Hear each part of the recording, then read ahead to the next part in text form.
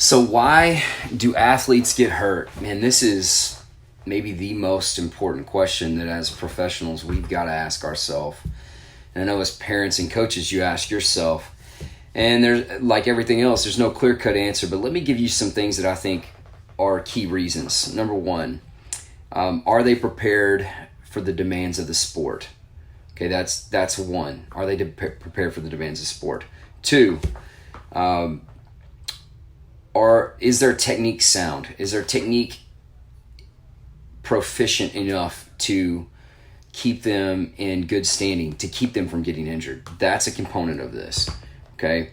Number three, their accumulative history, meaning have they in the course of their lifetime done too much? For instance, you could blow your knee out today, but that doesn't mean what you did in the last 6 weeks was wrong.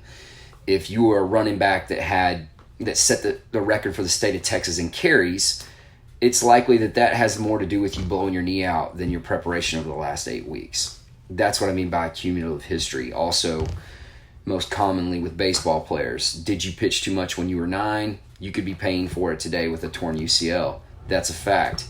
But what's most important and what is most understated and most neglected is the combination of two things: nutrition and sleep. Now, let's start off with nutrition. If you don't have good fueling habits, your tissues are at risk, period. So if you have soft tissue injuries, you've got to look inward first. Nutrition is important, okay? And not only just soft tissue injuries, but performance. If your body is depleted in any way, maybe it's a way that you can't even feel, your risk for injury increases. Now, they say that if you're dehydrated, your risk for injury can increase by up to 40%, as much as 60% if you're extremely dehydrated. That's true. But having different sources of fats and proteins, carbohydrates, those are important for performance as well, not only mentally but physically.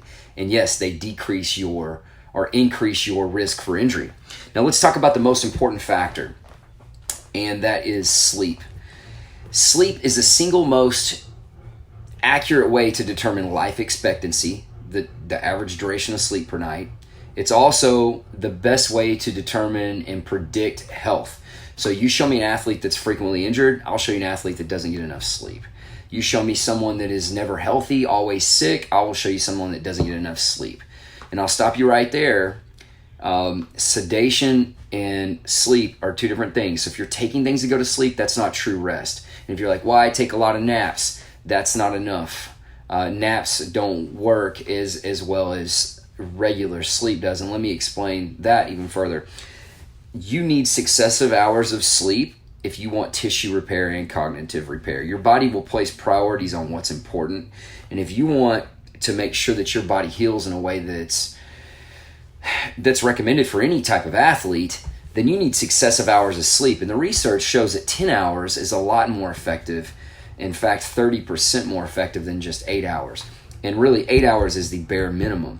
In fact, if you're below 6 hours of sleep for more than 3 nights in a row, you're operating at like someone that's legally intoxicated.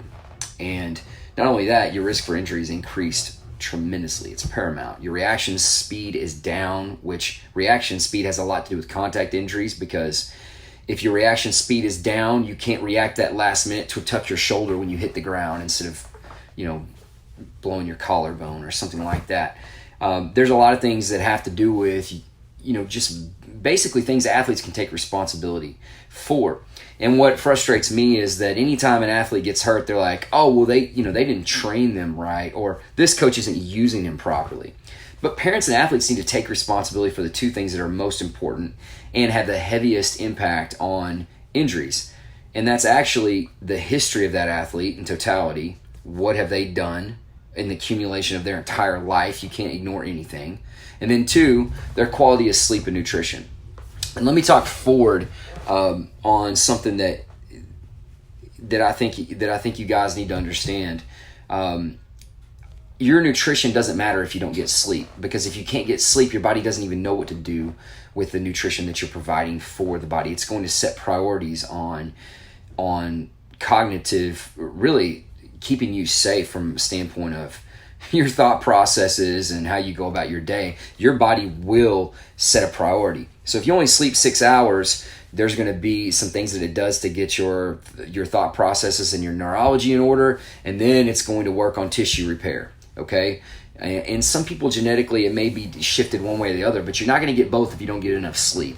And let me tell you something, injuries are a byproduct of both of those things being on a high level or on a low level. Sherry Ma is a good friend of mine. Well, I wouldn't say a good friend of mine, a highly respected colleague of mine and someone that I know. And she's at the Stanford Sleep Research Institute, something like that. She's at the top. And she did a study that showed 3-point percentage on athletes that off their basketball team, 3-point percentage decrease by 30%. I mean, by 30% for people that had less than 6 hours of sleep versus those same people when they actually had 10 hours of sleep. You can't ignore the impact that that's going to have on injuries as well. So what I want to do is I want to put the power in the athlete and the parents' hands. Injuries, and let me just say it, injuries are usually your fault. They're usually your fault. So it's not the weight room program at the school. It's not what they did or didn't do at APEC. It's not what the coach is pitching them too much or this, that, and the other. Yeah, those factors, yeah. What it usually is, 98% of the time, it's nutrition, sleep, and a cumulative history for that athlete. And just because this injury is revealing itself right now, it's like, oh my gosh, my son hurt his back doing squats in the weight room, or he was throwing a pitch and blew it. I was like, that coach shouldn't have been doing that. This is that. Look, if you don't look inward at the possibility that sleep habits are a problem, nutrition is a problem, if your kid is involved in wrestling or rodeo, maybe that's the back issue. Maybe it's just revealing itself in the weight room.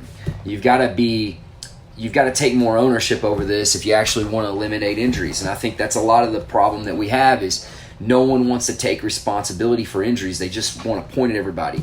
And I'm talking to you doctors too. It's like someone comes to a doctor, it's like, oh, they shouldn't have been doing this. That is an unprofessional take. You should be more professional on that. Anyone in our profession, someone comes to us and says, oh, my kid hurt his back doing squat at school. We need to listen, but we don't need to participate in that and be like, that's right, they should never do that. You've got to look at the whole picture. And if the kid isn't sleeping, then it's probably their fault or their parents' fault. Or maybe if it's not their fault and the kid just can't sleep, there needs to be an intervention. That needs to be the top priority immediately, because anytime you see someone that's injury prone, you need to look at life habits before you start looking at training habits and anything else, or techniques either. And I'm not ignoring those things as things that are important. Well, I'm just trying to speak the truth and tell you that if you as a parent, you as a coach, and you as an athlete don't take ownership over these things, you will not eliminate injuries. I don't care who's on your side. I don't care if Yoda's on your side. I don't care if you talk to one of our coaches every day. I don't care if we've got a Modus sleeve on you and it's showing you exact fatigue levels. Yeah, that's great because I can tell you exactly when you need to shut it down and then build it back up. However, that doesn't give you the habits that you need to be successful. So, man, I feel like I just get on here and I rant at you guys, but does anybody have any questions over that? Man, I appreciate that, Mike. That means a lot. Preacher from when I was a youth. I was a bad kid, Mike. I appreciate you sticking it out with me. Anybody got any questions? I mean, in summary, injuries are usually a byproduct of sleep duration, period. And beyond that, you're talking about nutritional practices, training habits. Are they prepared for the demands of the sport? And then technically, are they sound? Those are all factors. But the number one factor is always going to be duration of sleep and your cumulative 7-day history of that. You once you decide that is appropriate, then you need to make other things a priority.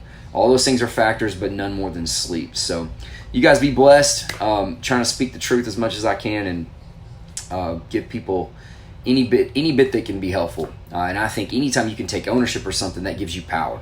So I don't want powerless parents out there. I don't want powerless athletes just at the mercy of all these freak injuries. Typically no freak injuries. Typically there's something to be taken responsibility for. So you guys have a great day. What is this, Tuesday? Let's go get it, man. People have letdowns on Tuesday. Get hype on Monday, but let's go. Let's have a great day. Bye.